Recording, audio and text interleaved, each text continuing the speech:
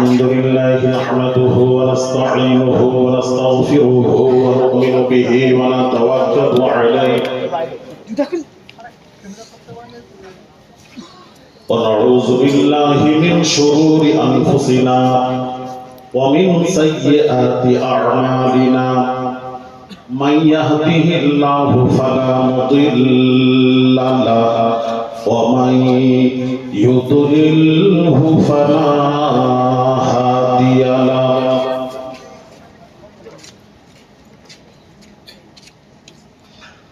ونشهد أن لا إله إلا الله وحده لا شريك له ونشهد أن محمدا عبده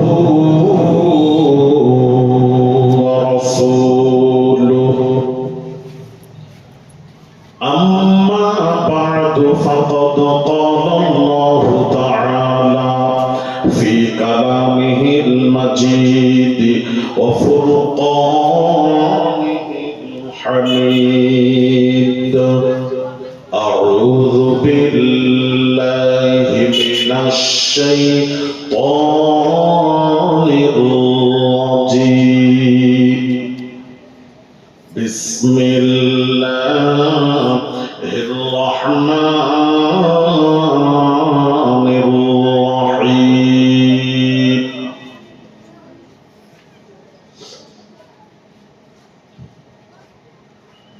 قل إن الموت الذي تفرون منه فإنه ملاقيكم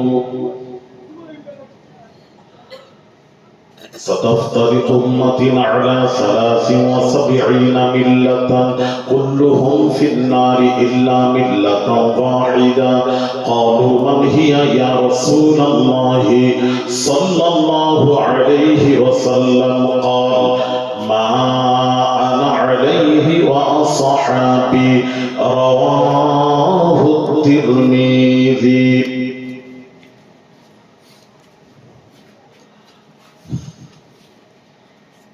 عن عائشة رضي الله تعالى عنها قالت كان رسول الله صلى الله عليه وسلم كلما كان ليلتها من رسول الله صلى الله عليه وسلم يخرج من آخر الليل إلى البقيع فيقول السلام عليكم دار قوم مؤمنين وآتاكم ما توعدون غدا مؤجلون وأنا إن شاء الله بكم لاحقون اللهم اغفر لأهل بقيع الغرقد رواه مسلم ما كان محمد أبا أحد من رجالكم ولكن رسول الله وخاتم النبيين وكان الله بكل شيء عليما إن الله وملائكته يصلون على النبي يا أيها الذين آمنوا صلوا عليه وسلموا تسليما اللهم صل على مولانا محمد وعلى آل سيدنا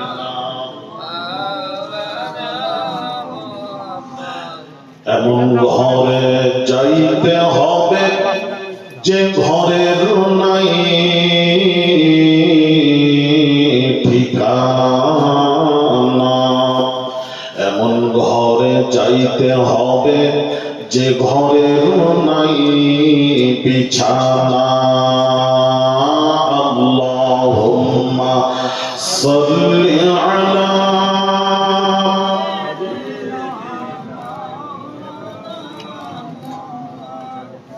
وعلى آل سيدنا এই দুনিয়া থাকবে না চিরকাল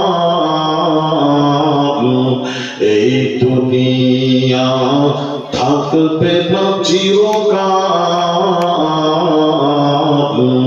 একদিন ভাঙবে রে বাজার ভবের ভাঙবে রে বাজার আল্লাহুম্মা সাল্লি আলা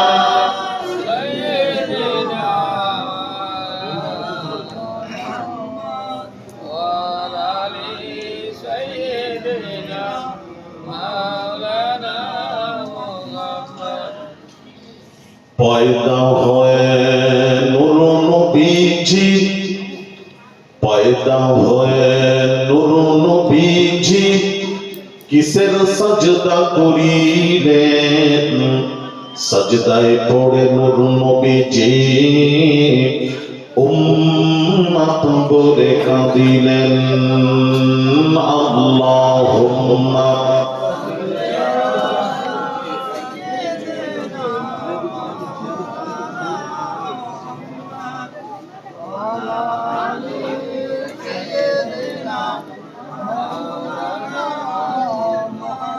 আরবের বুকে মক্কা নগরে আমিনার জিখাই ঘর আরবের বুকে মক্কা পরে আমিনার জিখাই ঘর খোদার করুণা কাউসার হয়ে ঝরছে বারংবার আল্লাহুম্মা সাল্লি আলা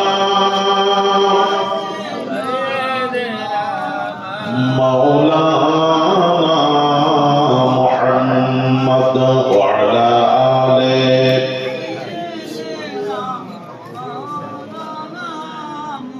আরবেতে জন্ম নিলেন মা আমিনার কোলে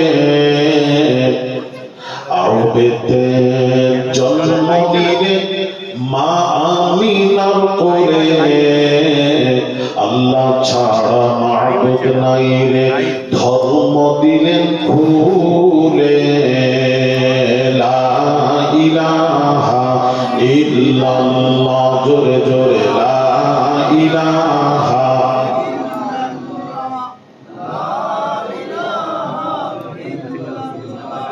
লা ইলাহা ইল্লাল্লাহ নেই কোনো মাবুদ আল্লাহ ছাড়া নেই কোনো মাশূক আল্লাহ ছাড়া লা ইলাহা ইল্লাল্লাহ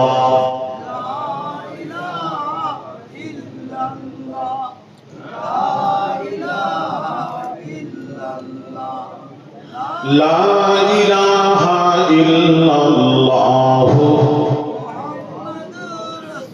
লা মাওজুদা ইল্লাল্লাহ লা মাকসুদা ইল্লাল্লাহ লা মাহবুবা ইল্লাল্লাহ লা ইলাহা ইল্লাল্লাহ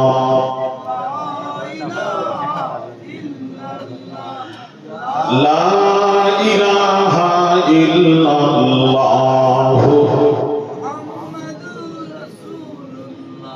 হাসবি রব্বি জাল্লাল্লাহ মা ফি কলবি গায়রুল্লাহ নূর মুহাম্মদ সাল্লাল্লাহ হক লা ইলাহা ইল্লাল্লাহ জোরে লা ইলাহা লা ইলাহা ইল্লাল্লাহ মুহাম্মাদুর রাসূলুল্লাহ শরীফ আল্লাহুম্মা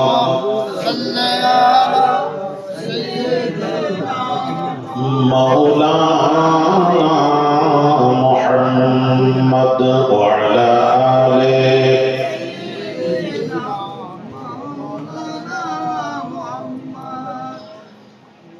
নামালবাড় মিলাদুন নবী জলসা কমিটি কর্তৃক আয়োজিত অত্র জলসার সম্মান শ্রদ্ধেয় পীরজাদা হুজুর কিবলা, সম্মানিত উলামায়ে কেরাম, শ্রদ্ধেয় ইমাম সাহেব, কমিটি সাহিবা, উপস্থিত নামালবাড় ও আশেপাশে থেকে আগত দিনদার, ইমানদার, নেককার, আল্লাহওয়ালা ভাইরা, বাবাজিরা, বয়োজ্যেষ্ঠ মুরব্বীরা, নওজওয়ান যুবকেরা, ছোট ছোট কচি বাচ্চারা, পর্দার অন্তরালে মা ও বোনেরা, আসসালামু আলাইকুম ওয়া রাহমাতুল্লাহ।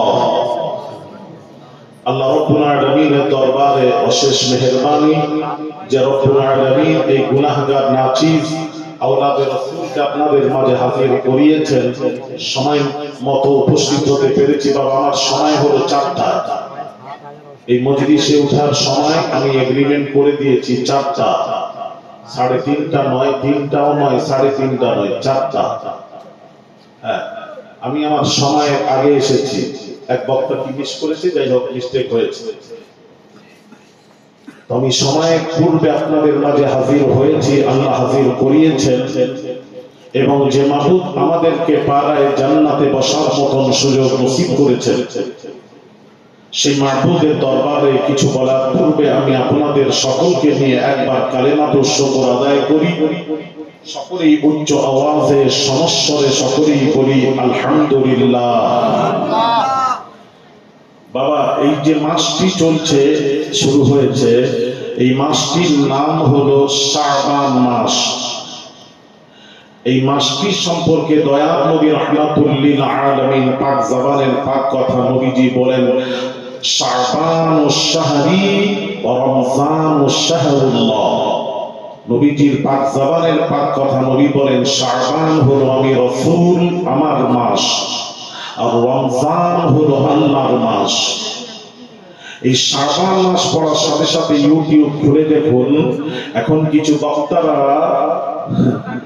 সেই বসন্ত কোকিলের মতো ডাকতে আরম্ভ করেছে, বলছে শবে বারাতের ইবাদত, রোজা ইবাদতের কোনো দলিল নেই, শবে বারাতের ইবাদতের ব্যাপারে কোনো ফজিলত নেই, দলিল নেই, হাদিস ও কোরআন থেকে কোনো তার প্রমাণ নেই যে এই শবে বারাতের রাত্রিতে শাবান মাসের যে ইবাদত করবে 15ই শাবান, ইবাদত করার কোন ভিত্তি নেই, ভিত্তিহীন, এগুলি করা যাবে না।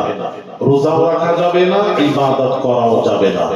দেখুন ইউটিউব খুলুন, আস্তাগফিরুল্লাহ আল-আযীম। যারা এই ধরনের কথাবার্তা বলছেন, আমি বলবো রাসূল পাক সাল্লাল্লাহু আলাইহি ওয়াসাল্লাম হুজুর ইরশাদ করেন, সাতাফতারিকু উম্মতি আলা 73 মিল্লাতান কুল্লুহুম ফিন নারি ইল্লা মিল্লাতান ওয়াহিদা। নবী বলছেন আমার উম্মতের মধ্যে 73 দল হবে, 72 যাবে জাহান্নামে, এক দল যাবে আল্লাহর জান্নাতে।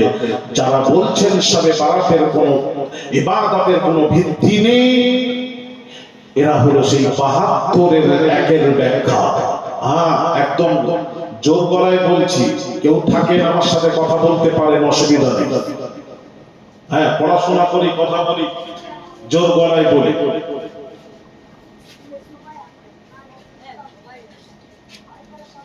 ইনারা নাকি শবে বারাতের ইবাদত নাকি খুঁজে পায়। আস্তাগফিরুল্লাহ আল-আযীম। কি বলে আমার মাথায় ঢোকে না। শোনো ছেলেরা, বিভ্রান্তিত হবে না, যাত্রার কথা শুনবে না, অনুরোধ করছি তোমাদেরকে বলি। ঈমান যদি বাঁচাতে চাও, বর্তমান যে সময় চলছে, ঈমানদারদের ঈমান বাঁচানো কঠিন। যদি ঈমান বাঁচাতে চাও, এই সব বক্তার ওয়াজ শুনবে না। কাদের ওয়াজ শুনবে না আমি আজকে তোমাদেরকে প্রমাণ করিয়ে যাব। কোন বক্তার ওয়াজ শোনা যাবে না, কোন আলেমের বক্তব্য শোনা যাবে না, আজকে একটু আমি তোমাদেরকে শোনাবো। রাসূল পাক সাল্লাল্লাহু আলাইহি ওয়াসাল্লামের হাদিস শরীফ নবীজি বলেন আল্লাহ রাসূল বলেন আল ইলমু ইলমানি ফাইলমুন ফিল কলবি যালিকা ইলমুন নাফিউন। নবীজি বলেছেন জ্ঞান হলো দুই প্রকার, ইলমে জাহির, ইলমে বাতিন। একটা কোরআন হাদিস ইলমে ফিকহ জ্ঞান, আর একটা হলো তাসাউফ আধ্যাত্মিকের জ্ঞান। তাহলে নবীজির জবান ছেড়ে বোঝো, যে যেখানে আছেন শুনেন, নবীজির জবানে মোবারক থেকে বোঝা গেল জ্ঞান হলো দুই প্রকার, কোরআন হাদিস ইলমে ফিকহ জ্ঞান, তাসাউফ আধ্যাত্মিক আল্লাহ প্রদত্ত জ্ঞান।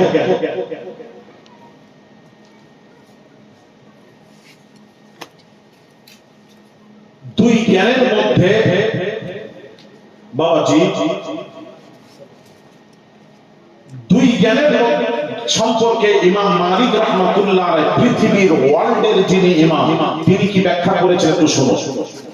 তিনি বলছেন, কোন মুলবি কোন মসজিদের ইমাম সাহেবের কথা বলছি না, যার কিতাব মুওয়াত্তা ইমাম মালিক, ইমাম ওয়ার্ল্ডের যার যে হাদিসের গ্রন্থ, মুতাবার গ্রন্থ মুওয়াত্তা ইমাম মালিক, সেই ইমাম মালিক রাহমাতুল্লাহ আলাইহি তিনি বলছেন, এই দুই জ্ঞানকে সামনে রেখে তিনি বলছেন, মান তাসাউফ ওয়া লাম ইয়াতাফাক্কাহ ফাকাদ তাজান্দা।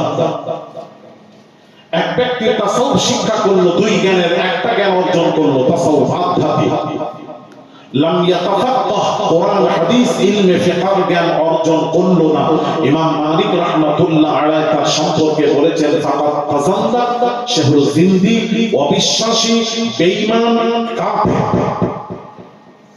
এদের কথা শুনে যদি চলো, আমল করো, তাহলে এদেরকে মানো, ঈমান চলে যাবে, ঈমান থাকবে না, এদেরকে মানাই যাবে না।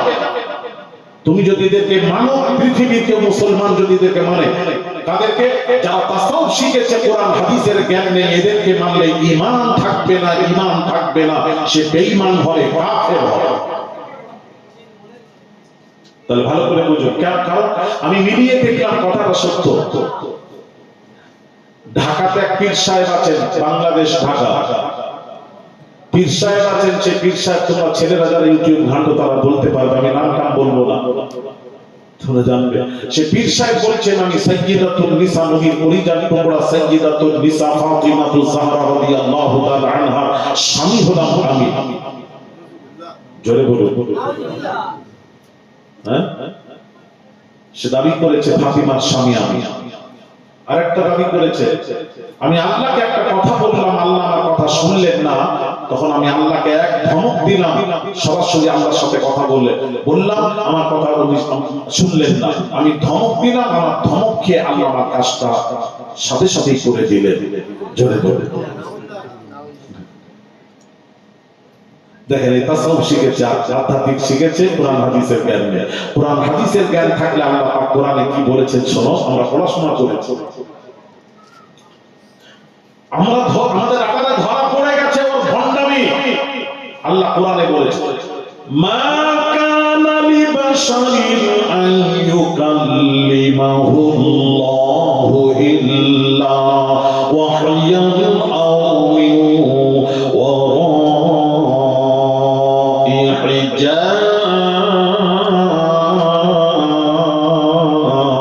হিজাব। জোরে বলুন আল্লাহু আকবার। কোরআন, আল্লাহ পাক কোরআন পাকে কি বলেন, ছেলেরা শোনো, আল্লাহ পাক বলছেন মানুষের পক্ষে সম্ভব নয়, মা কানা লিবাশারিন আন ইউকাল্লিমাহুল্লাহ, মানুষের পক্ষে সম্ভব নয় যে মানুষ আল্লাহর সাথে সরাসরি কথা বলবে, এটা মানুষের পক্ষে সম্ভব নয়। কোরআন, আর আল্লাহ যার সাথে কথা বলেন সে রাসূল হয়ে যায়। সরাসরি তিন ভাবে কথা বলে, একটা হলো পর্দার আড়ালে কথা বলে, মুসা নবীর সাথে পর্দার আড়ালে কথা বলেছে, আল্লাহ তার সাথে কথা বলে। দুই নম্বর হলো ওহীর মাধ্যমে কথা বলে, ওহীর মাধ্যমে নবীদের সাথে কথা বলেছে, ওহীর মাধ্যমে, ওহী পাঠিয়ে। আরেকটা হলো আল্লাহ তার আরশে আজিমে নিয়ে গিয়ে কাছে বসিয়ে নিয়ে গিয়ে তার সাথে কথা বলেন, সরাসরি কথা বলেন। সেটা হলো আমার আপনার নবী দয়া নবী রাহমাতুল লিল আলামিন, সরাসরি কথা বলে। তাহলে কোরআন বলছে তিন ভাবে কথা হয়, সরাসরি আল্লাহর সাথে কথা একমাত্র আমার নবী ছাড়া কেউ কথা বলেন সরাসরি। ইন্নাহু হুয়াস সামিউল বাসীর। ভাই আমার বাবাজিরা, বিসমিল্লাহ সূরা নাজম পড়ুন। والنجم إذا هوى ما ضل صاحبكم وما غوى وما ينطق عن الهوى إن هو إلا وحي يوحى علمه شديد القوى ذو مرة فاستوى وهو بالأفق الأعلى ثم دنا فتدلى فكان قاب قوسين أو أدنى جل سبحانه একদম করিবে নিয়ে গিয়ে কাছে নিয়ে গিয়ে আরশাদিনে নিয়ে গিয়ে তার সাথে সাক্ষাৎ করেছে। আপনার তাফসীরটা দেখলে বুঝতে পারবেন কত কাছাকাছি হয় আল্লাহ তার হাবিবের সাথে কথা বলেছে। আর এই বেটা কি বললো, আমি আল্লাহর সাথে কথা বললাম, একটা কাজ বললাম, সরাসরি আল্লাহকে বললাম, আল্লাহ আমার কাজটা করে দিলেন না, তখন আমি রেগে গেছি। আমি রেগে যাওয়া মানে আমি তখন আল্লাহকে ধমক দিলাম, তখন আল্লাহ আমার ধমক খেয়ে আমার কাজটা করে দিলেন। জোরে বলো। তাহলে এই পীরকে যদি মেনে তুমি চলো, তোমার ঈমান থাকবে তো? থাকবে না। শোনা, এটাই তো বলছি। তাহলে কি মানা যাবে না? কোরআন হাদিসের জ্ঞান থাকলে কথা বলতে পারতো, ওটাই বোঝাচ্ছে। এক। দুই নম্বর হলো কাকে মানবেন না। দুই নম্বর হলো মান তাসাউফ ওয়া লাম ইয়াতাফাক্কাহ ফাকাদ তাযান্দা। এ হলো জিন্দিক, অবিশ্বাসী, বেঈমান, কাফের। সে মরে গেছে, পীর সাহেব নেই। পীর সাহেব আছে না, বেঁচে আছে না মরে গেছে? ভাই তো জানিস তো, মরে গেছে শয়তান।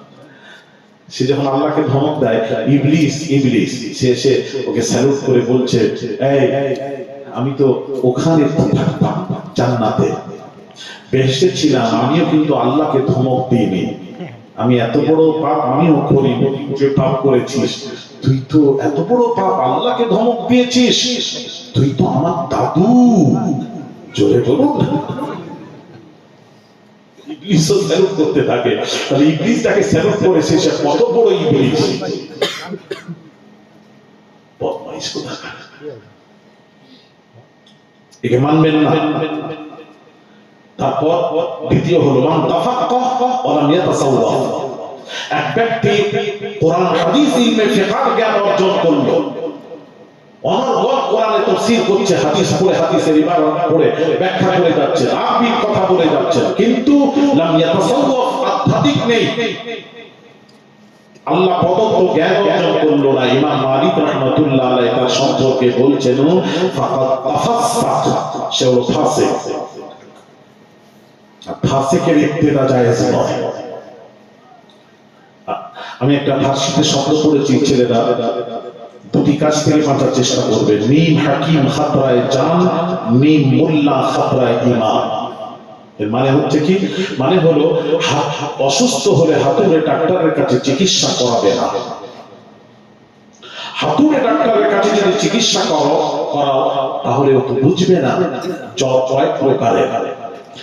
জ্বর যাচ্ছে না, বারবার বলার পর ডাক্তার বাবু এমন পাওয়ারের ওষুধ লিখে দিয়েছে, আপনি খেলে ইন্তেকাল করে গেলেন। তাহলে হাতুড়ে ডাক্তার, ওটা বড় ডাক্তারের কাছে, এমবিবিএস ডাক্তারের কাছে চিকিৎসা করাবে। আর বড় ডাক্তারের কাছে গেলে জানো ঔষধ লিখবে না। আজকে আমার বাংলাদেশে মেহমান আমার বাড়িতে এসেছে, সে গেছে ভেলোর সিএমসি তে ডাক্তার দেখাতে, এসে বলছে হুজুর একটা ওষুধও লিখে দিন। কিছু খাবার চেঞ্জ করেছে আর নিয়ম বলে দিয়েছে এইভাবে করো, তারপরে আবার চেকআপের জন্য আসবে, তারপর আমরা দেখবো। বড় ডাক্তার আপনাকে পরীক্ষা নিরীক্ষা দেখবে, লেখার পর দেখবে, রোগ নির্ণয় করবে, রোগ নির্ণয় করে তারপর তার চিকিৎসা করে। এটা হলো বড় ডাক্তারের ব্যাপার। এই জন্য বাবা, হাতুড়ে ডাক্তারের কাছে চিকিৎসা করলে জানের খাতরা আছে। জানের খাতরা আছে, এর থেকে বাঁচার চেষ্টা করবে। আমরা সামান্য টাকার জন্য বড় ডাক্তার দেখাইনি, আমি অনুরোধ করবো হাতুড়ে ডাক্তারকে চিকিৎসা করাবেন না। সেদিন একটা ঘটনা, এই চোখের কাছে এখানে একটা টিউমার, ছোট্ট টিউমার হয়েছে, ছোট্ট টিউমার। ওই হাতুড়ে ডাক্তারের কাছে গেছে, কোয়া ডাক্তারের কাছে যেতে, সে বলে আসুন অসুবিধা নেই, অনেক অনেক বলে ডেকে নিয়ে আস্তে করে কেটে দিয়ে অপারেশন করে দিয়েছে, এখানটা কেটে দিয়ে কাটতে কিছুদিন পর ওটা ক্যান্সারে পরিণত হয়ে গেছে। সে সোনার দোকান, পয়সাওয়ালা, সে আমাকে বড় ভালোবাসতো। হ্যাঁ, আল্লাহ জান্নাতুল ফিরদাউস নসিব করেন। সে গোটা বাংলাদেশে কথা বলছি, পুরো বাংলাদেশ চিকিৎসা করেছে, ভারত চিকিৎসা করেছে, সিঙ্গাপুর চিকিৎসা করেছে, কোটি কোটি টাকা খরচা করেছে, কিন্তু বাঁচাতে পারলো না। মৃত্যু এসে গেল, ইন্তেকাল করে গেছে। এই জন্য বাবা হাতুড়ে ডাক্তারের কাছে চিকিৎসা করাবেন না, বড় ডাক্তার দেখাবেন, এটার থেকে বাঁচবেন। নাম্বার 2 হলো নিমুল্লাহ খাতরায়ে ঈমান।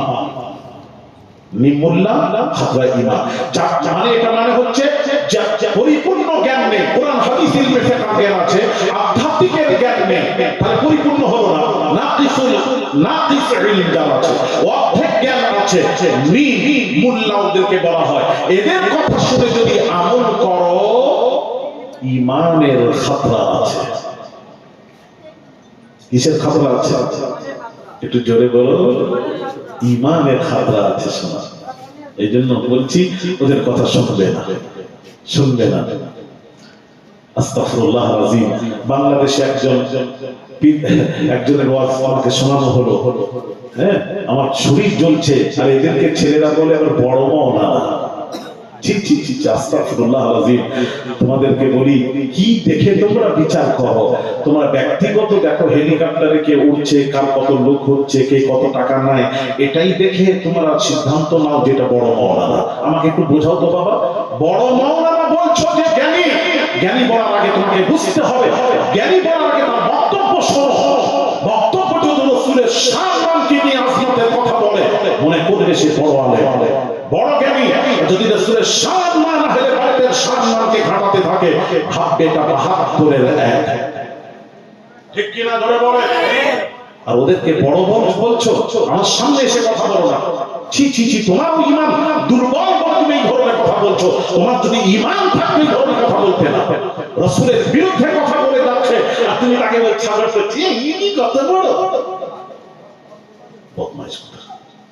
আল্লাহ তোমাদের হেফাজত করেন। আলী আসগর বেঁচে আছি বলছি, আকীদার উপর কথা বলি। আমি গল্প করে চলে যাইনি, সময় নষ্ট করিনি, তোমাদের ঈমান বাঁচানোর কথা বলি। এই সব কথা শুনে তোমরা নষ্ট হবে না। এই যে যারা নষ্ট হয়ে গেছে ছেলেরা, ওদের সাপোর্ট মানে রাসূলের বিরুদ্ধে কথা বলে যারা, তাদের সমর্থন যারা করে, তাদের ঈমান নেই। বেয়াদব কথাকার এক বেয়াদব ওয়াজ করছে, আমি নাম নেব না, যদি বিশ্বাস না করো নেমে এসো আমার কাছে, আমি দেখাবো, তোমাদের মোবাইলেই দেখাবো, নেট খুলবে, আমি বলবো, সার্চ করবে, পেয়ে যাবে। সে বক্তা ওয়াজ করছে যে জিবরিল আমিন নবীজির কাছে যতবার এসেছেন, যতবার এসেছেন মানে যতবার। শোনো একটা ছেলেরা, আহারে এর দ্বারা আমার নবীর সম্মান জেনে নাও। অন্য নবীদের কাছে 800, 900, 1000 বছরে জিবরিল আমিন কোন নবীর কাছে 10 বার, 20 বার, 40 বার, 100, 200, 300, 400 উপরে কোন নবীর কাছে, সেও 1000 বছরে কোন নবীর কাছে জিবরিল আমিন আসেননি। আর আমার আপনার নবী দয়া নবী রাহমাতুল লিল আলামিনের কাছে ইরানে নবুয়তের পর থেকে 23 বছরে জিবরিল আমিন 24,000 বার এসেছিলেন। কত হাজার বার? কোন রিওয়ায়াতে 27,000 বারেরও কথা উল্লেখ আছে। আমি এটা ছেড়ে দিলাম, নিম্নটা ধরলাম 24,000। তাহলে যতবার জিবরিল আমিন এসেছেন নবীর কাছে, এসে কি বলেছেন জানেন? ইয়া রাসূলুল্লাহ, আপনি মিসওয়াক করবেন, আপনার মুখ থেকে দুর্গন্ধ বের হয়। না নাউযুবিল্লাহ, সুবহানাল্লাহ বলো, সমর্থন করো না, বলে বড় বক্তা, খুব বড় বক্তা, দেখবেন নবীর মুখ থেকে দুর্গন্ধ বলে যাচ্ছে, আর এই ছেলেরা তাকে সাপোর্ট করছে, সমর্থন করছে। আস্তাগফিরুল্লাহ আযীম। তোমরা ঈমানকে এখন কলমা পড়ে আবার নতুন করে কলমা পড়ে ঈমানকে নসিহত করার চেষ্টা করো। আলী আসগর জোর গলায় বলছি, শোনো, ছি ছি, আস্তাগফিরুল্লাহ আযীম, আস্তাগফিরুল্লাহ আযীম। এইসব কথা বলাতে ঈমান থাকবে তো জানতে চাই। বলো না, তোমরা বলো না, ঈমান থাকবে? হ্যাঁ, একজন বলছে একজনকে, ভাই রাসূল লাউ পছন্দ করতেন। ভালো করে একটু শোনো, এটা কি বেয়াদবি পেলে বলো তো। একজন আরেকজন অপরজনকে বলছে, ভাই রাসূল লাউ পছন্দ করতেন। লাউ বোঝো তোমরা? কি বলো? লাউ দ্বিতীয় নাম কি? কদু। কদু, রাইট। কদু। ডিম বোঝো? ডিম, ডিমের দ্বিতীয় নাম আন্ডা। ডিম আন্ডা সমান। একটা ছেলেকে জিজ্ঞেস করলাম এক জায়গায়, একটা ছেলে, যুবক ছেলে বসে বলল, হুজুর অনেক পার্থক্য আছে ডিম আর আন্ডার মধ্যে। আমি বললাম, বাবা আমার তো জানা নেই, তুই বল না, জেনে নি। বলে, হুজুর ডিমটা ছোট, আন্ডাটা বড়। আমি ভাবলাম এটাও চিড়িয়াখানা। কত রকম হলো। আচ্ছা, ভেন্ডি আর ঢেঁড়সের মধ্যে কি করে বল? একই।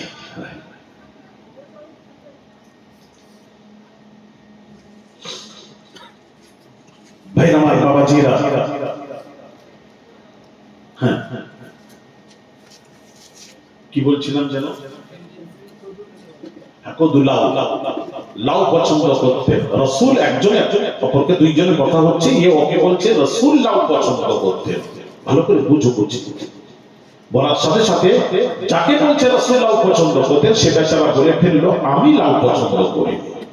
পছন্দ বাবা, সে নবীর নাম উচ্চারণ করেনি। ভালো করে বুঝো। ওয়াজ ওদেরকে মাথায় ঢোকাতে বলো, আমার ওয়াজ কি? ওয়াজ বোঝো? আমি তো বুঝি না, তোমরা ওয়াজ বোঝো। যদি সত্যি জ্ঞানী হতে, তাহলে তোমরা সমর্থন করতে বলতে, না আলিয়াস হুজুর ঠিক বলেছে, ঠিক থাকে, ঠিক বল। এত নষ্ট হয়ে গেলে কবে থেকে? তো যাকে বলছে রাসূল লাউ পছন্দ করতেন, তিনি কি বলছেন জানেন? তিনি বলছেন, ভাই আমি লাউ পছন্দ করিনি। এইটুকু কথা হয়েছে। ওখানে কে ছিল জানো? আইরে গাইরে কারোর কথা বলছি না, চার ইমামের এক ইমাম, ইমামে আযম আবু হানিফা রাহিমাহুল্লাহ, তার ছাত্র শাগির, নাম করা শাগির, গোটা পৃথিবীতে ওয়ার্ল্ডে যাকে গ্রহণযোগ্য তিনি হলেন ইমাম আবু ইউসুফ। তিনি উপস্থিত ছিলেন। তিনি শুনতে পেয়ে তলোয়ার নিয়ে যুবকের কাছে গিয়ে বলছেন, যুবক তোর উপর হত্যা ওয়াজিব। যুবক থরথর করে কাঁপছে আর বলছে, হুজুর আপনি আমাকে হত্যা করবেন? কোন অপরাধের জন্য আপনি আমাকে হত্যা করবেন? অপরাধটা কি জানতে চাই।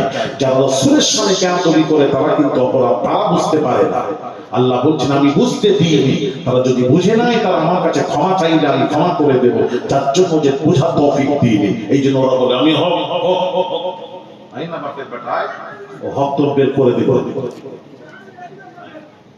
দেখ, আমিও পড়াশোনা করেছি, কোথা থেকে আমিও দেখিয়ে দেখিয়ে পড়াশোনা করেছি, এমনি গাঁজাখড়ি করিনি, পড়াশোনা করেছি দস্তুর মতো।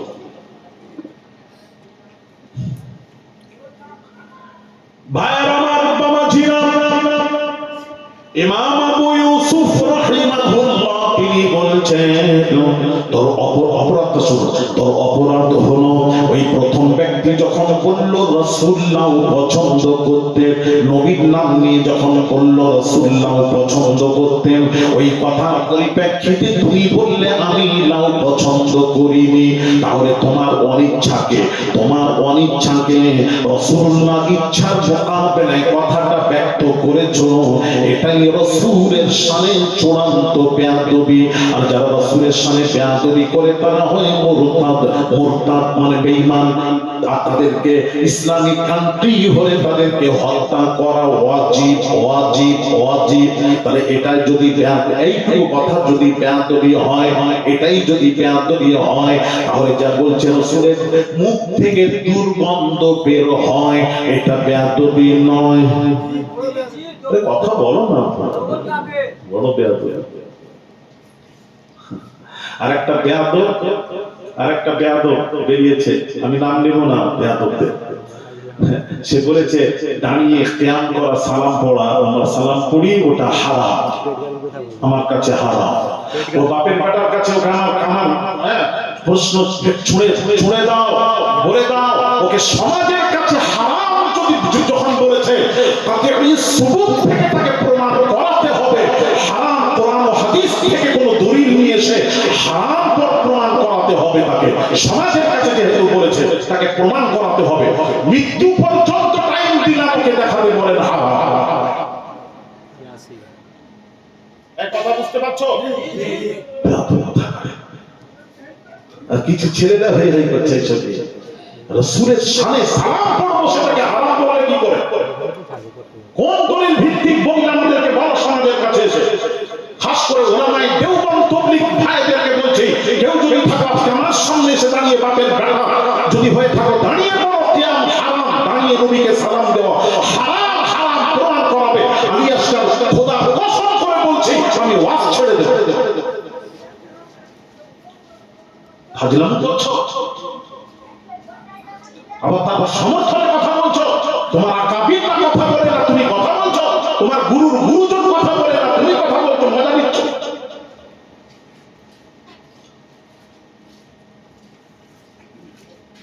কথা বলতে বুঝতে পারছেন না?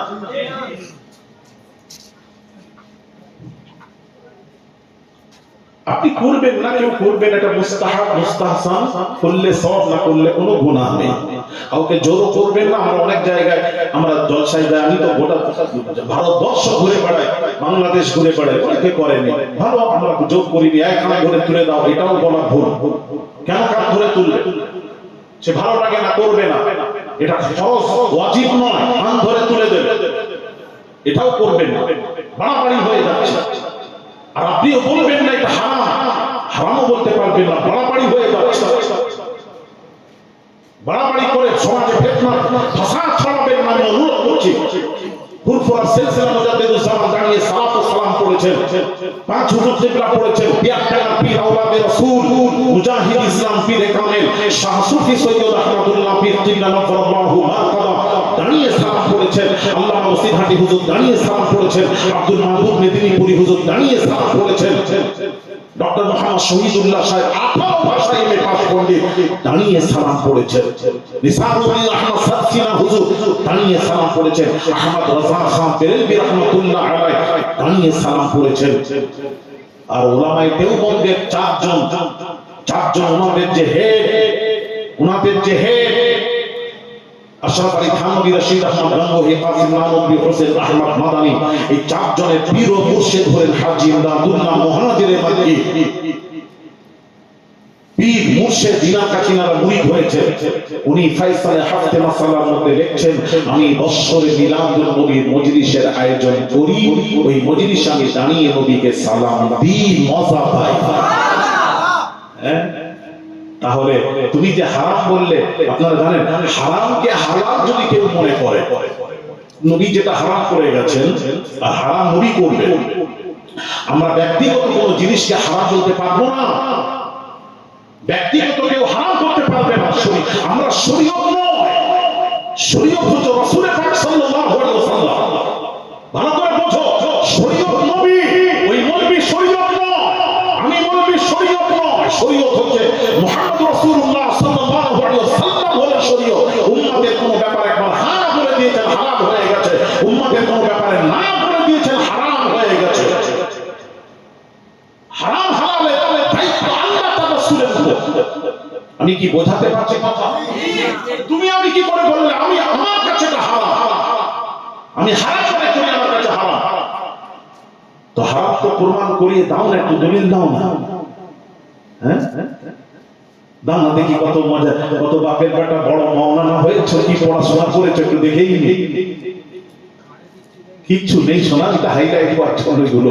আমি তোমাদেরকে বলি, এটা একটু কথা বলি, হারামকে যদি কেউ হারাম মনে করে, আর হালাল নবী যেটা করে গেছেন সেটাকে যদি কেউ হারাম মনে করে, তার ঈমান থাকবে না।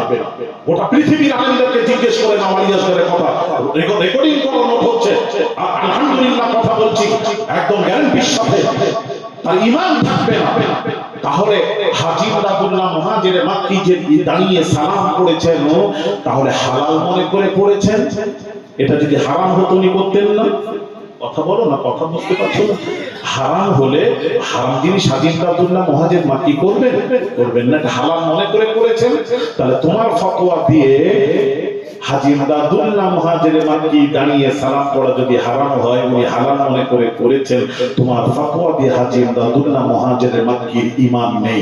তার যদি ঈমান না থাকে, তার চারজন গুরুরও কি হবে?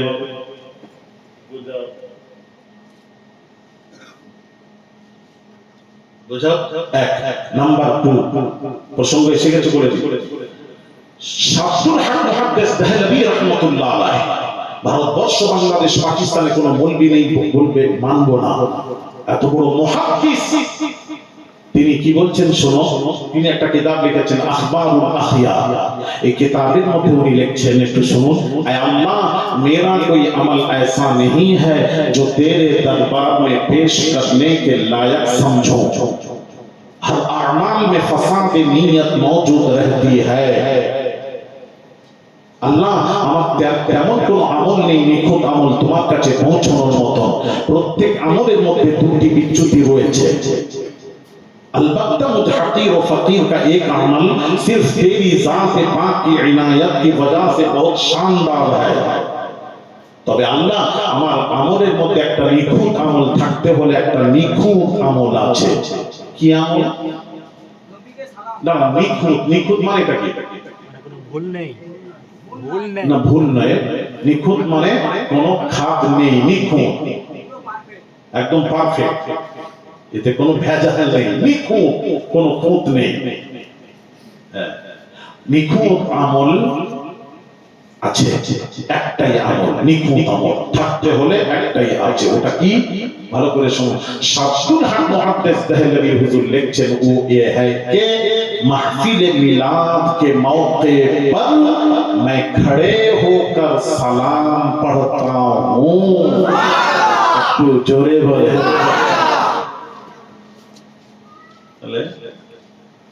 তাহলে উনি মাহফিলে মিলাদ বলে দিয়ে বলছেন, আমার প্রত্যেক আমল বরবাদ হতে পারে, আল্লাহ ক্যান্সেল করতে পারে, রিজেক্ট করে দিতে পারে প্রত্যেক আমল, যেহেতু ভুল ত্রুটি আছে। কিন্তু নবীকে দাঁড়িয়ে সালাম দেওয়ার আমল, এটা রাত হওয়ার নয়, এটা বাঞ্ছাল হওয়ার হয়। আল্লাহ যদি গ্রহণ করে, দাঁড়িয়ে সালাম দেওয়ার আমলটাই আল্লাহ গ্রহণ করবেন।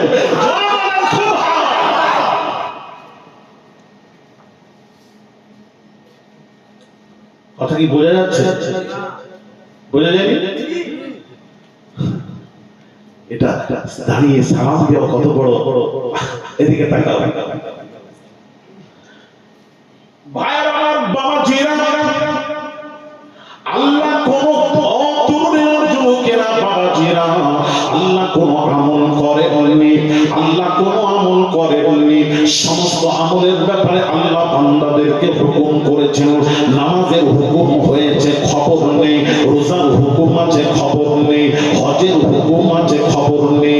যাকাতের হুকুম আছে, খবর নেই। খবর মানে আল্লাহ আদেশ করেছেন বান্দাদেরকে নামাজ পড়, আল্লাহ নামাজ পড়েননি। রোজা রাখার কথা বলেছেন, আল্লাহ রোজা রাখেননি। আল্লাহ হজ করার কথা বান্দাদের বলেছেন, আল্লাহ হজ করেননি।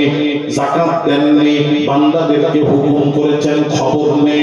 কিন্তু 30 পারা কোরআন শরীফে খুলে দেখলাম, বাবাজি খুলে দেখলাম, আল্লাহ রাব্বুল আলামিন দুইটি আমল করেন, দুইটি আমল করেন, দুইটি আমল করেন। কয়টি? আরো জোরে। কি কি? দরুদ সালাম একটা হলো,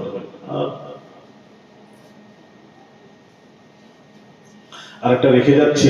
8ই জ্যৈষ্ঠ রোজ বুধবার মেদিনীপুরে আমার মাদ্রাসা মাদানিয়া আহমদিয়া তাজবিদুল কুরআনের বাৎসরিক জলসা ধার্য তারিখ ছিল চৈত্র মাসের প্রথম সপ্তাহ বুধবার। ওটা রমজান পড়ার কারণে জ্যৈষ্ঠ মাসে করা হয়েছে। আব্বা হুজুর কিবলা মাজানের সদরে শানি এবং মাদ্রাসা মাদানিয়া আহমদিয়া তাজবিদুল কুরআনের বাৎসরিক জলসা ধার্য তারিখ 8ই জ্যৈষ্ঠ। ওখানে যাবে, ওখানে জেনে যাবে। তুই একা শুনবি তো, আমার কাছে ও তো একা বলছে। বলবো আল্লাহ দুটো আমল করে। ভাইরা আমার, বাবাজিরা, যুবকেরা, তরুণেরা, আল্লাহ পাক দুইটি আমল করেন। ও মা বোনেরা শুনবেন, ওয়া রাফা'না লাকা যিকরাক, ওয়া রাফা'না লাকা যিকরাক। আল্লাহ বলেন হাবিব, আপনার জিকির, আপনার খাতির আমি আল্লাহ বুলন্দ করে দিলাম। সবটা পৃথিবী আল্লাহর জিকির করে, সব আল্লাহর জিকির করে, সমস্ত মাখলুক আল্লাহর জিকির করে। ভাইরা আমার, বাবাজিরা, আল্লাহর তাসবিহ পড়ে, আল্লাহর জিকির করে। আর আল্লাহ স্বয়ং মুহাম্মাদের জিকির আল্লাহ করে। সব পৃথিবী আল্লাহর কসম খায়, সব আল্লাহর কসম খায়, নবী রাসূলগণ আল্লাহর কসম খান, নবীন, সিদ্দিকিন, শুহাদা, সালিহিন, পীর, ওলি, গাউস, কুতুব, আহবাব আল্লাহর কসম খান। আর আল্লাহ স্বয়ং মুস্তাফার কসম আল্লাহ খান। কোরআন, লা'আমরুকা ইন্নাহুম লাফি সাকরাতিহিম ইয়ামাহুন। আল্লাহ বলেন, বন্ধুরে, আপনার সারা বয়সের কসম, জন্ম থেকে নিয়ে সারা বয়সের কসম, জোরে জোরে বলুন। হায় হায় হায়, আল্লাহ নবীর জিকির আল্লাহ করেন, এটা আল্লাহ করে। সব আল্লাহ জিকির করে, আল্লাহ কার জিকির করে? আরেকটু আসতে, আরেকটু আসতে। পুলিশ ঘোরাঘুরি করছে, ভয় আছে নাকি?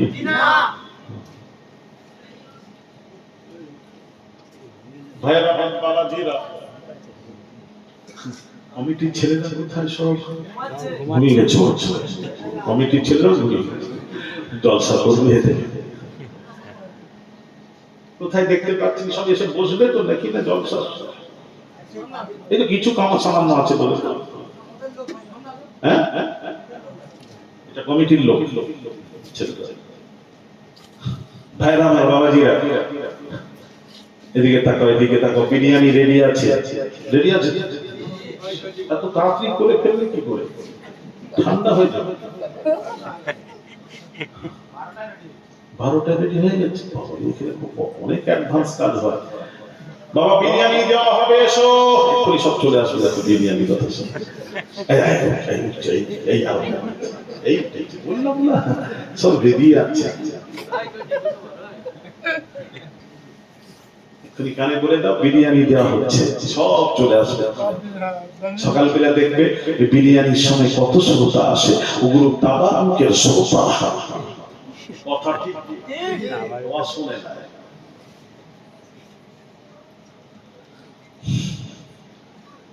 ভাইরা আমার, বাবাজিরা, ও তরুণেরা, যুবকেরা, আমার বোনেরা, আল্লাহ নবীর উপর, আল্লাহ নবীর জিকির আল্লাহ করেন। কোরআন পড়ছি, কোরআন, ওয়া রাফা'না লাকা যিকরাক।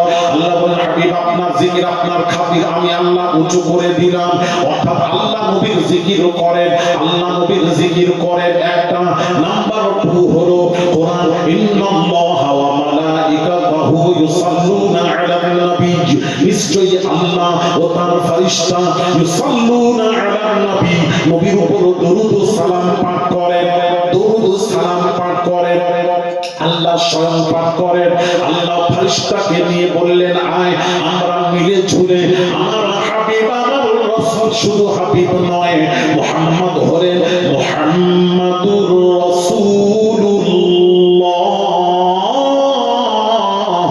والذين معه أشداء على الكفار رحماء بينهم تراهم ركعا سجدا يبتغون فضلا من الله ورضوانا سيماهم في وجوههم من أثر السجود ذلك مثلهم في التوراة ومثلهم في الإنجيل كزرع أخرج شطأه فآزره فاستغلظ فاستوى على سوقه يعجب الزراع ليغيظ بهم الكفار وعد الله الذين آمنوا وعملوا الصالحات منهم مغفرة وأجرا عظيما। আল্লাহ বলেন, মুহাম্মদ হলেন আমি আল্লাহ, আমারও রাসূল। আমি নবী মুহাম্মদের উপর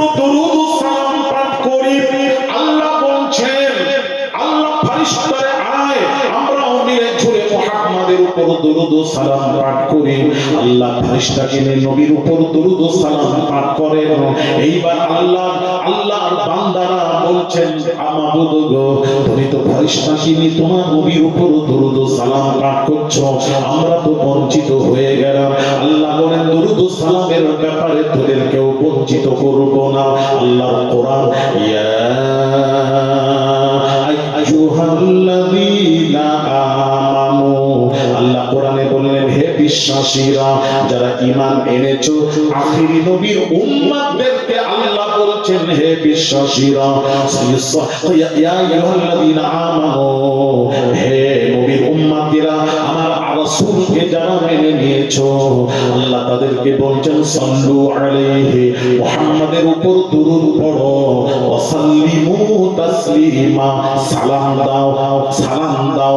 একবার সালামটা একবার বললেন না, ওয়া সাল্লিমু তাসলিমা, আমার নবীকে সালাম দাও। তবে সালামটা কেমন হবে? সালামের মতো সালাম দাও।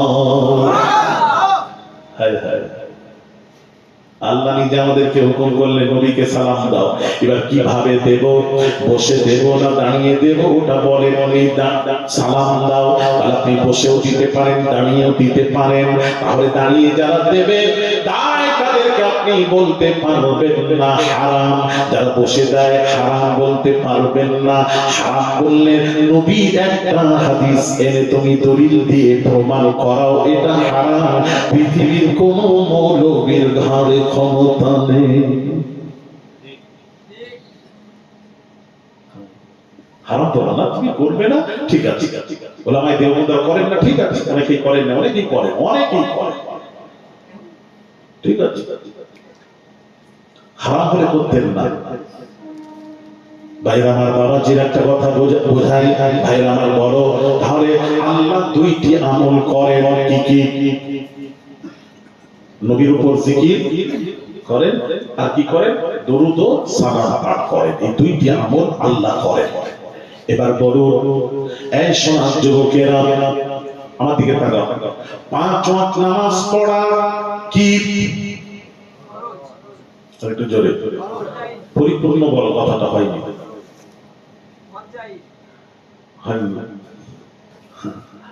5 ওয়াক্ত নামাজ পড়া আসলে সুন্নাত, হুকমান ফরজ। এটা হলো পরিপূর্ণ কথা। কি বললাম? 5 ওয়াক্ত নামাজ পড়া কি? সুন্নাত। এসো আমার কাছে, আমি বুঝিয়ে দিই। বলবেন, হুজুর আপনি এই যে ফজরের নামাজ পড়বেন, এটা সুন্নাত, আসলে সুন্নাত, হুকমান ফরজ। পুরোটা কথা শুনেন। এই কারণে বাবাজি, নামাজ আল্লাহ পড়েন না, নামাজ পড়েন নবীরা। নামাজ নবী পড়েছেন, আল্লাহ পড়েছেন? আল্লাহ তো নামাজ পড়েন বললাম না, আল্লাহ নামাজ পড়েননি, হুকুম করেছেন তোমরা পড়ো। নামাজ নবী পড়েছেন। এদিকে তাকাও ছেলেরা, নামাজ নবী পড়েছেন। এই ছেলেরা, নামাজ নবী পড়েছেন, রোজা নবী রেখেছেন, হজ করেছেন নবী। এটা তাহলে নবীরা যেটা করেন সেটা হয় সুন্নাত। নবীরা যেটা করেন সেটা হয় সুন্নাত। ওর উপর যখন হুকুম হয়ে যায় তখন ফরজ হয়ে যায়। আল্লাহর হুকুম হয়ে গেল, ফরজ হয়ে গেল। এই জন্য আমি বলি, 5 ওয়াক্ত নামাজ আসলে সুন্নাত, হুকমান ফরজ। রোজা নবীরা রাখেন, তাই হলো রোজা রাখা নবীর সুন্নাত, হুকমান ফরজ। হজ নবীর সুন্নাত, হজ আল্লাহ করেন, নবীরা করেন। হজ সুন্নাত, হুকমান ফরজ। ভাইরা আমার, বাবাজিরা, তাহলে বোঝা গেল নামাজ, রোজা, হজ, যাকাত হলো নবীদের আমল। নামাজ, রোজা নবীদের আমল, নামাজ, রোজা, হজ নবীদের আমল। নবীদের আমলগুলি হলো সুন্নাত, সুন্নাত, সুন্নাত। আর বাবা, দুরূদ ও সালাম হলো আল্লাহর আমল। এটা আল্লাহর সুন্নাত, আল্লাহর সুন্নাত। দুরূদ ও সালাম আল্লাহর সুন্নাত, আল্লাহর আমল, আল্লাহর আমল। এবার বলুন, আল্লাহ বড় না রাসূল বড়?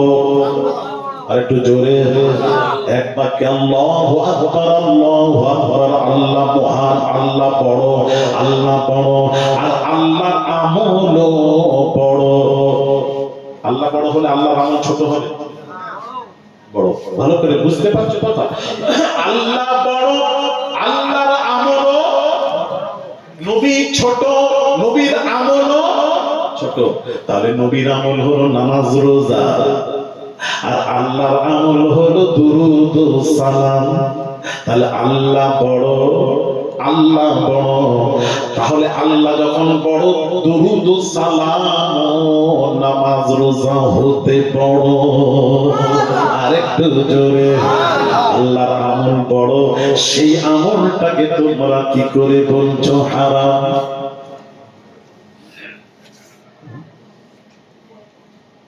কোন দিক দিয়ে বলছে, কোন হিসেবে, কোন দলিল দিতে? আর একটা কথা ছেলেরা বলি, হারাম যখন হবে বাবা, সকলের জন্য হারাম হবে। একজন মুসলমান আমার উপর হারাম হলো, হারামটা আমার উপর হবে আর আপনার উপর হালাল হবে, এইরকম কোন ব্যাপার আছে নাকি? নবী যেটা হারাম করেছেন পৃথিবীর সমস্ত মুসলমানদের জন্য হারাম হারামই থাকবে, হালাল হালালই থাকবে, সকলের জন্য না ব্যক্তিগত, সকলের জন্য। তাহলে উনি যে বললেন ক্যাম আমার কাছে হারাম, হারাম হবে সকলের কাছে হারাম হবে। তার ইনারা যে হারামটা হালাল মনে করে করেছেন, ফতোয়া কি দেবেন এবার দেন বলুন। শামসুল হক মুহাদ্দিস দেহলভির ঈমান নেই, তাড়াতাড়ি একটু সমাজে ছেড়ে দেন।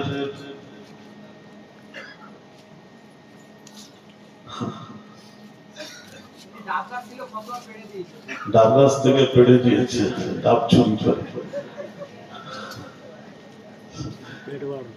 কি ওয়াজ করে, কি হাইলাইট হওয়ার জন্য উল্টো পাল্টা খালি ফেসবুকের কাছে, মিডিয়াদের কাছে এসে ছেড়ে দিল।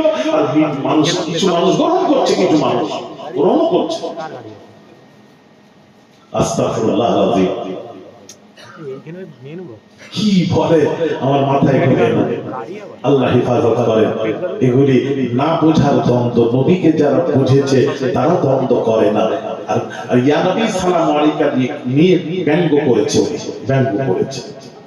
আস্তাগফিরুল্লাহ আযীম। শোনা, আমার নবীর শান কত শান জানো বাবা? এই রাসূলের সাথে ব্যঙ্গ করছে। আমরা তো ইয়া নবী সালাম আলাইকা পড়ি, হ্যাঁ, ইয়া রাসূল সালাম আলাইকা ওয়া সালাম আলাইকা, রাসূলকে সালাম দিচ্ছি দাঁড়িয়ে, এটাও সহ্য হচ্ছে না তোমাদের? হ্যাঁ, বিরোধিতা করছো কেন? এটাই প্রশ্ন আমার উস্তাদ এসে আমার কাছে, আমার আব্বা হুজুর কিবলা দাঁড়িয়ে সালাম করলেন, উনি ঘরের ভেতরে বসে উনিও দাঁড়িয়ে গেলেন। ওনাকে বললাম, হযরত আপ क्यों खड़े हो गए, आप क्यों खड़े हो गए? आपको तो इसलिए अंदर रखा कि आप मिलाद सलात व सलाम नहीं पढ़ती, इसीलिए तो आपको अंदर रखा आपके रूम पे। आप क्यों खड़े हो गए? उत्तर दीजिए, इतने बड़े वली खड़े हो गए, मैं बैठा रहूं, ये अदब का खिलाफ है, इसलिए मैं खड़ा हो गया। और वो बुझा दरकार ছিল, সব যখন দাঁড়িয়েছে ওনাকে দাঁড়ানো দরকার ছিল, এটাই হলো আদব। এই কথা ঠিক কি না? জোরে বলে। যার মধ্যে আদব নেই, বেয়াদব বেনসিব, পড়াশোনা করে না, তাকে শেখায় না কেউ, এটাই হলো আদব। সবাই যদি বসে থাকে, আপনি একা দাঁড়াবেন না, চুপ করে বসুন। পড়তে হবে না, বসুন। আপনাকে পড়তে হবে বলছি না, আপনি তো দাঁড়িয়ে যান, সবাই দাঁড়িয়েছে মজলিসের খাতিরে, দাঁড়িয়ে যান। আদব, এটা হলো আদব। এই শোনো, আদব কার নাম? ছেলেরা শোনো, একটু শুনো,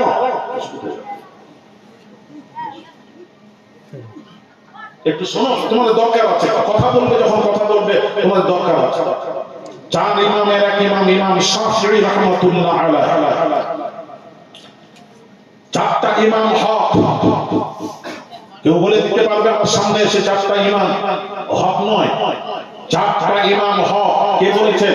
শাহ ওলিউল্লাহ মুহাদ্দিস দেহলভী রাহমাতুল্লাহ আলাইহি, যার ইলম সম্পর্কে বলেছেন, যিনি হাদিসের সানাদ বাংলাদেশ, পাকিস্তান, ভারতবর্ষের এমন কোন মৌলবি নেই বলবো শাহ ওলিউল্লাহ মুহাদ্দিস দেহলভীকে মানবো না, হাদিস জগতে এগোতে পারবে না, যিনি হাদিসের সানাদ, যার ইলম সম্পর্কে বলা হয়েছে কানা ইলমু শাহি ওয়ালিউল্লাহি রাহিমাহুল্লাহি বাহরান, হযরত শাহ ওলিউল্লাহ মুহাদ্দিস দেহলভীর ইলম সমুদ্র ছিল, মহাসাগর। তিনি বলছেন, আমার মনের মধ্যে একটি প্রশ্ন জাগলো, চারটি মাযহাব, চারটি তরিকা, কোন তরিকা কোন মাযহাবকে আল্লাহ রাসূল বেশি ভালোবাসে? মনের মধ্যে একটা প্রশ্ন জাগলো, যে তার ঘেটে তার সমাধান পেলাম না। এমন সময় বাবা শাহ ওলিউল্লাহ মুহাদ্দিস দেহলভী রাহমাতুল্লাহ আলাইহি তিনি বলছেন, আমি যখন সমাধান পেলাম না, আমি দিল্লিতে বসে সোনার মদিনায় গুম্বাতে খাজরায় শুয়ে আরাম করছেন, দয়ার নবী রাহমাতুল্লিল আলামিনকে প্রশ্ন করলেন, ইয়া রাসূলুল্লাহ, ইয়া হাবিবাল্লাহ, হুজুর, চারটি মাযহাব, চারটি তরিকা, কোন তরিকা কোন মাযহাবকে আপনি বেশি ভালোবাসেন? দয়ার নবী রাহমাতুল্লিল আলামিন উত্তরে বলেছিলেন, ওরে ওলিউল্লাহ, চারটি মাযহাব, চারটি তরিকা আমি রাসূলুল্লাহর নিকটে বরাবর সমান, কোনটার উপর কোনটার ফাওকিয়াত নেই, আমার নিকটে সমান। চার তরিকা, চার মাযহাবের ইমাম আমার নিকটে সমান। তাহলে বাবা চারজন ইমাম সহিহ, ইমাম শাফিঈ রাহমাতুল্লাহ আলাইহি, ও ছেলেরা, যুবকেরা, ইমাম শাফিঈ রাহমাতুল্লাহ আলাইহি নাভির উপরে বাবা হাত বাঁধতেন, রাফউল ইয়াদাইন করতে, ফজরের নামাজে দোয়া কুনুত পড়তে, আমিন জোরে বলতে। ইমাম শাফিঈ, এটা চলবে, আপনারা আবার ঝগড়া করবেন না, কোথাও যদি কেউ আমিন বলে দেয় ঝগড়া করবেন না। আমিন আছে, রাসূল করেছেন, আমার নবী করেছে, কথা বুঝতে পেরেছেন? এটা ঝগড়া নয়, ঝগড়া তোমার সাথে আমার দ্বন্দ্ব আকীদার ব্যাপারে। ইমাম তিরমিজি লিখেছেন, ইমাম তিরমিজি, যিনি তিরমিজি শরীফ লিখেছেন, সিয়াসিতার হাদিস যিনি লিখেছেন ইমাম তিরমিজি, উনি কি বলছেন জানেন? নাভির নিচে হাত বাঁধার হাদিস এনেছেন, নাভির উপরে হাত বাঁধার হাদিস এনেছেন, আর তিন রকম হাদিস নবীজি বাঁধতেন, আর হাত ছেড়েও নামাজ পড়তেন। ইমাম মালিক রাহমাতুল্লাহ আলাইহি হাত ছেড়ে নামাজ পড়তেন, নিয়ত বাঁধতেন না। আর ইমাম শাফিঈ নাভির উপরে হাত বাঁধতেন, ইমাম আযম আবু হানিফা নাভির নিচে হাত বাঁধতেন। কিন্তু বুকের উপর হাত বাঁধার হাদিস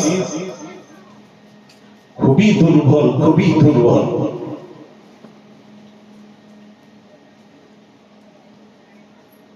এদিকে তাকান বাবাজিরা, ও সোনার যুবকেরা, বাবাজিরা, ইমাম শাফিঈ যে কথা বলছিলাম, ইমাম শাফিঈ রাহমাতুল্লাহ আলাইহি ওই কুফাতে ইমাম আযম আবু হানিফার মাজার বছরে একবার মাজার জিয়ারত করতে আসতেন। ইমাম আযমের কবরের কাছে এসে আমার কথা শোনো বাবা, আপনি কথাটা শোনো, ইমাম আযম আবু হানিফার কবরের কাছে এসে ফজরের নামাজ আদায় করলেন, রাফউল ইয়াদাইন করলেন না, জোরে আমিন বললেন না, নাভির উপরে হাত বাঁধলেন না, নাভির নিচে বাঁধলেন, অর্থাৎ হানাফি মোতাবেক নামাজ আদায় করলেন। যেভাবে আমরা ইমামে আযম যেভাবে বলেছেন আমরা পড়ি, এইভাবে নামাজ আদায় করলেন, সালাম ফিরিয়ে নামাজ সমাপ্ত করলেন। ও বাবাজিরা, যুবকেরা, ও মাওলানা সাহেব, আসুন আমরা দেখাই। এমন সময় তার এক ছাত্র বললেন, হুজুর, আপনি রাফউল ইয়াদাইন সারা জীবন করতেন, দেখেছি, জোরে আমিন বলতে দেখেছি, আপনি তো দোয়া কুনুত পড়তে দেখেছি, আমিন বলতে দেখেছি, আপনাকে হাত বাঁধতে বুকের উপরে, বাবা নাভির উপরে হাত বাঁধতে দেখেছি, আজকে গুলি না করে হানাফি মোতাবেক নামাজ আদায় করলেন, কি ব্যাপার? বাবাজি ইমাম শাফিঈ রাহমাতুল্লাহ আলাইহি তিনি বললেন, ওরে ছাত্র, শোনো, ইমাম আযম আবু হানিফা যার কবরের কাছে জিয়ারত করতে এসেছি, যার কবর জিয়ারত করতে এসেছি, তিনি অনেক সিনিয়র, অনেক বড়, উনি তাবিঈ। ইমাম আযম আবু হানিফা অনেক বড়, সুতরাং উনি তো পক্ষপাতী ছিলেন না, জোরে আমিন পড়ার পক্ষপাতী ছিলেন না। ইমাম আযম আবু হানিফা রাফউল ইয়াদাইনের পক্ষপাতী ছিলেন না, নাভির উপরে হাত বাঁধার পক্ষপাতী ছিলেন না। আমি শাফিঈ তার কবরের কাছে এসে যদি আমি নাভির উপরে হাত বাঁধি, আমিন জোরে পড়ি, ওনার কবরের কাছে এসে যদি ঘুরি করি, তাহলে উনি যেটা উনি পক্ষপাতী নন, সেগুলি যদি করিস তাহলে আদবের খেলাফ হয়ে যায়। যার জন্য আমি সব ছেড়ে ইমামে আযম যেভাবে নামাজ পড়ার পক্ষপাতী ছিলেন, ওইভাবে নামাজ আদায় করলাম। আরো জোরে, এটার নাম হলো আদব। আদব আদব এই ওয়াজ বুঝতে পারছো না? এটার নাম কি? আদব। তাহলে উনি সবাই যখন দাঁড়ালেন, ওনাকে দাঁড়ানো দরকার ছিল কি না? দাঁড়িয়ে এটা করতে হতো না। পড়লে যদি চার চলে যায়, সালাম পড়লে তাহলে করতে হতো না। দাঁড়ান, আদব কোথায়? তাফসীরে রুহুল বায়ান খুলুন ভাইরার বাবাজিরা। কাজী ইয়াজের ছেলেকে সুলতান মাহমুদ যখন বাদশা ডাকতেন, তার নাম হলো মুহাম্মদ, নাম ধরে ডাকতেন। একদিন বাবা ডাকছেন সুলতান মাহমুদ বাদশা, কাজী ইয়াজের ছেলেকে ডাকছেন, এই ইয়াজের ছেলে এদিকে এসো। তখন ইয়াজ ছুটে গিয়ে বলেছিলেন, এই সুলতান বাদশা, আপনি জীবনে আপনাকে দেখিনি, সব যখন দেখেছি আপনি আমার ছেলেকে নাম ধরে ডেকেছেন, নাম ধরে ডেকেছেন, নাম ধরে ডেকেছেন। আজকে নাম না ধরে আয়াজের ছেলে করে ডাকলেন কেন? সুলতান বাদশা, সুলতান মাহমুদ বাদশা বললেন, বাবা আজকে আমার ওযু ছিল না। আমি তোমার ছেলের নাম মুহাম্মদ, আল্লাহ নবীর নামের সাথে নাম মুহাম্মদ, যার জন্য আমি ওযু ছাড়া, ওযু যখন থাকতো তোমার ছেলের নাম ধরে ডাকতাম। আজকে আমার ওযু ছিল না, সেই মুহাম্মাদের নামটা ওযু ছাড়া কেমন করে ডাকি?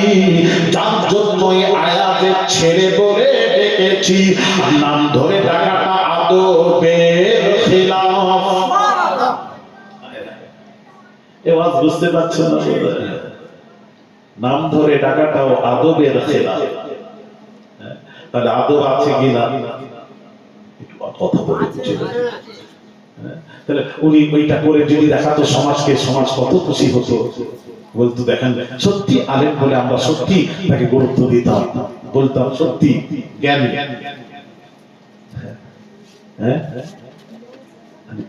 আদব হবে কি করে? আদব থাকতে গেলে ওই যে বলছি না, দুইটি জ্ঞান দরকার। আধ্যাত্মিক শিখতে গেলে আবার পীর মুর্শিদ গ্রহণ করতে হবে, যার পীর নেই তার পীর শয়তান।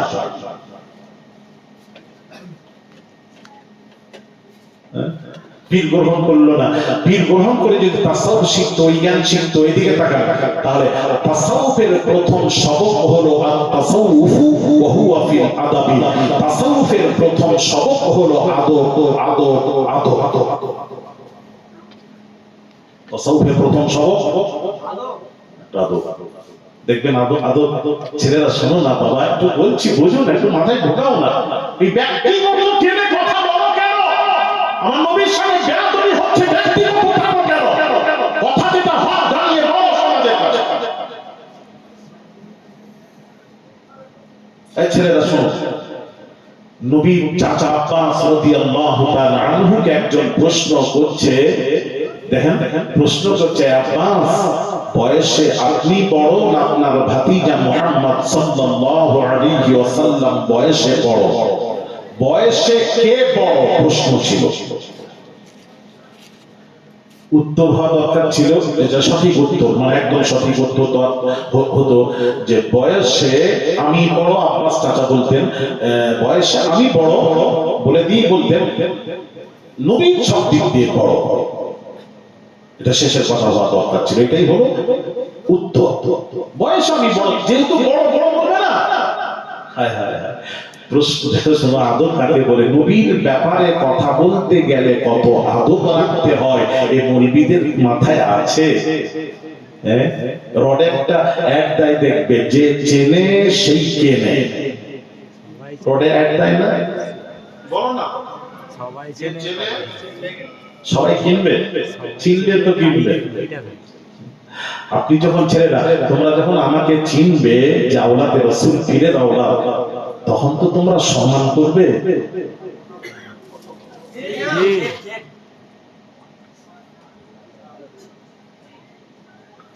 তাহলে আব্বাস রাদিয়াল্লাহু তাআলা আনহু নবীকে কেমন করে চিনেছিল, উত্তরটা একটু শুনিয়ে দিই, একটু অন্য মানুষ করো, বাবাজি মনোযোগের দিকে, গভীর মনোযোগের দিকে তাকাও, কথাগুলো মাথায় রাখো। বেয়াদবের খাতায় তুলবে না, নামটা খবরদার বলে যাচ্ছি। নামাজ বার ছেলেরা কে কি করছে দেখার দরকার নেই, তোমাদেরকে বলছি একদম বাবাজি আদবের উপর একদম মজবুত থাকবে, ঠিক কি না? আব্বাস রাদিয়াল্লাহু তাআলা আনহু সবকে বলছি, শোনো কান করে, মা বোনেরা, এলাকাবাসী মা বোনেরা শুনবেন। নবী চাচা আব্বাস রাদিয়াল্লাহু তাআলা আনহু উত্তর দিতে পারতেন, বড় আমি, তবে রাসূল সব দিক দিয়ে বড়, এটা উত্তর দেওয়া, এটাই উত্তর। কিন্তু উত্তর কি দিচ্ছেন একটু শোনো বাবা আমার। উনি যে বড় বলবেন, ওটা বলছেন নবীর সাথে বড় বলাটাই আমি আদবের খেলাফ মনে করি, আদবের খেলাফ মনে করি। যার জন্য উনি কি বললেন, উত্তরটা দিচ্ছেন। প্রশ্ন ছিল বড় সবাই এসে বড়, উত্তর দিচ্ছেন হুয়া আকবারু মিন্নি, বড় তো রাসূল। আচ্ছা বলো বাবা, বয়সে কি রাসূল বড় ছিলেন? কথা বলো না, আমি কি ওয়াজ বোঝাতে পারছি কিনা জানি না, আমার পড়াতে পারছি কিনা। শিক্ষক ভালো হলে ছাত্রদেরকে বোঝাতে পারবে, আমি কি তোমাদেরকে বোঝাতে পারছি? পাচ্ছি তো? একটু শোনো, আমি তোমাদের বলছি নবীর ব্যাপার, এখানে সকলকে জোর করে বলতে হবে নবীর ব্যাপার। এটা কোন পীর সাহেবকে না মানতে পারে, রাসূলকে তো মানতে হবে, মানা জরুরি। রাসূলকে না মানলে ঈমান থাকবে না, সেই নবীর আলোচনা হচ্ছে। সেই নবীকে বোঝার চেষ্টা করো ছেলেরা, মানবার এলাকাবাসী, বেয়াদবি করবেন না বলে বুঝিয়ে যায়। যদি বেয়াদবি করেন, বেঈমানি মৃত্যু হবে, ঈমানের সাথে হবে না। লিখে রাখো, আমার আজকে রেড দিয়ে কলম দিয়ে লিখে রাখো, পেন দিয়ে লিখে রাখো। এই দেখো কেমন দিকে তাকে উত্তর কি দিচ্ছেন। উত্তর দিচ্ছেন হুয়া আকবারু মিন্নি, বড় তো রাসূল। হায় হায়, শেষের কথা কি বলছেন? শেষে বলছেন ওয়ানা গুরিতু ক্বাবলাহু। শেষের কথা, দুনিয়ায় ভবিষ্যৎ দিক দিয়ে আমি আগে এসে গেছি, এটা শেষের কথা। আর প্রথমের কথা, বড় তো রাসূল। জোরে বলে এটা নাম হলো আদব নয়, আদবের আদব। কেন আব্বাস বলতে পারতেন, এটাই তো বড় আমি, তবে রাসূল সব দিক দিয়ে বড়, এটা উত্তর হওয়া দরকার ছিল। ওই বড় আমি, ওই শব্দটা রাসূলের ব্যাপারে বলাটা আদবের খেলাফ মনে করছেন, এটা কি করে বলবো আমি বড়? রাসূলের সম্পর্কে প্রশ্ন করা হয়েছে, রাসূলের ব্যাপারে যখন প্রশ্ন করা হবে, কথাটা বুঝে শুনে বলতে হবে, যেন বেয়াদবি না হয়। এই কথা কি বুঝে আসছে? পুরো বুঝে আসছে তো?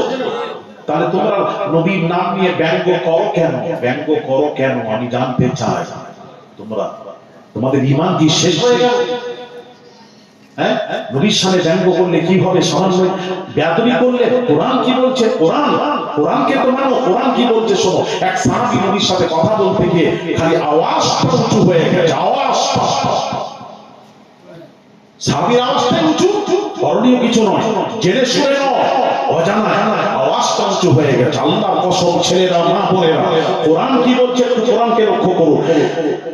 সব ওহী নাযিল হয়ে গেল, ইয়া আইয়ুহাল্লাযীনা আমানু, হে বিশ্বাসীরা, আল্লাহ বলছেন হে ঈমানদারেরা, আমার নবীর উপর ঈমান এনেছো যারা, তোমাদেরকে বলি শোনো, লা তারফাউ আসওয়াতাকুম ফাওকা সাওতিন নবী। তোমরা যখন নবীজির সাথে কথা বলবে, তোমাদের আওয়াজটা আমার নবীর আওয়াজের চেয়ে উঁচু না হয়। নবীর আওয়াজের চেয়ে তোদের আওয়াজটা উঁচু, আমি আল্লাহ বরদাস্ত করব না। অন্য বেয়াদবি তো দূরের কথা, বুঝে আসছে না? অন্য বেয়াদবি তো দূরের কথা, আমি আওয়াজটাও বরদাস্ত করব না, আমার নবীর সামনে আওয়াজটা উঁচু যেন না হয়। কোরআন বলছে, কোরআন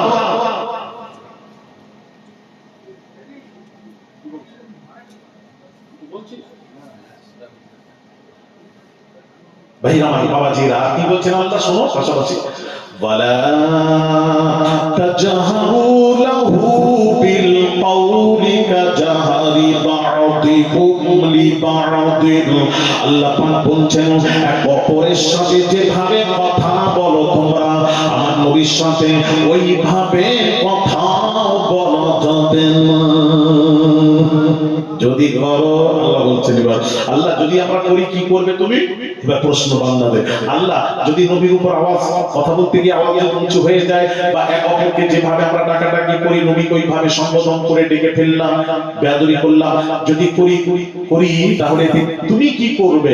আল্লাহ উত্তর দিচ্ছেন, উত্তরটা শোনো, শুনবে তো কবে? আনতাহবাতা আমালুকুম ওয়া আনতুম লা তাশউরুন।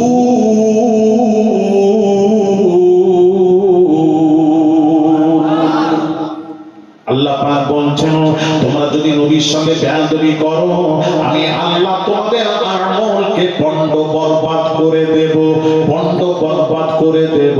ওয়া আনতুম লা তাশউরুন, কিয়ামতের দিন তোমরা টেরও পাবে না, বুঝতেও পারবে না আমাদের আমল কিভাবে শেষ হয়ে গেল, আমাদের আমল কিভাবে শেষ হয়ে গেল তোমরা বুঝতেও পারবে না।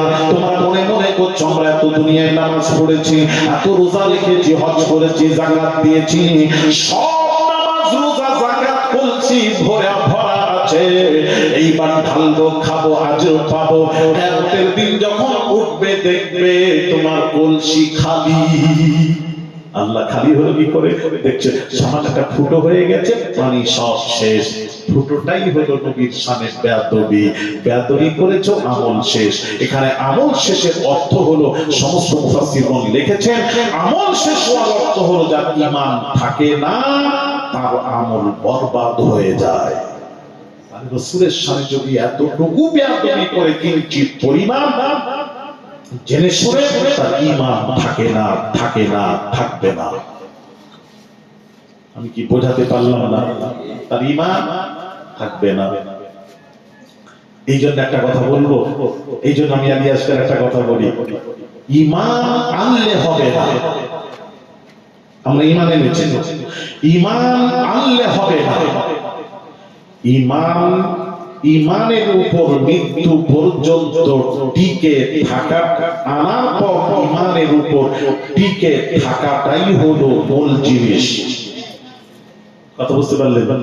তুমি একটা মাদ্রাসা করেছো, মাদ্রাসা করলে হবে না, মাদ্রাসাটা চালিয়ে যেতে হবে। আল্লাহ তোমাকে ধন দৌলত দিয়েছে, আল্লাহ বান্দাদেরকে দেন,